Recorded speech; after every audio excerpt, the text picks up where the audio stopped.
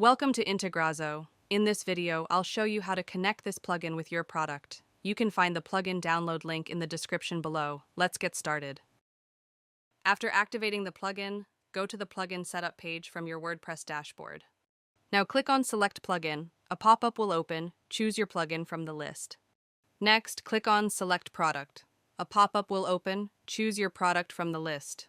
After selecting both, click on the Save and Next button. Next, in Step 2, add your account authentication details. First, enter your account name for identification. Next, select your account data center name. Now click the Authenticate button. Now it will redirect you to your Zoho account. Here, review the permissions and click Accept. After that, it will redirect you back to the WordPress plugin page. Step 3 is the field mapping section. Here, you can map your form fields with your product fields. First, select the form you want to integrate from the list. Next, choose the module you want to connect from the list. After selecting both, click on the Save and Next button. Now the field mapping area will open. On the left side, the form fields will appear, and on the right side, the product fields will appear. Here, simply map the fields.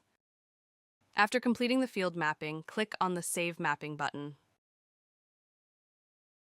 Now the integration is completed successfully. Next, go to the Setup page. Here, all your integrations will be listed. You can enable or disable any integration using the toggle button. Next, click on the Logs tab at the top. Here, all the entries are listed, including successful and failed records. If needed, you can also resync the entries from here. That's all for now. Thank you for watching. If you have any questions, feel free to comment below. Don't forget to check the plugin link in the description.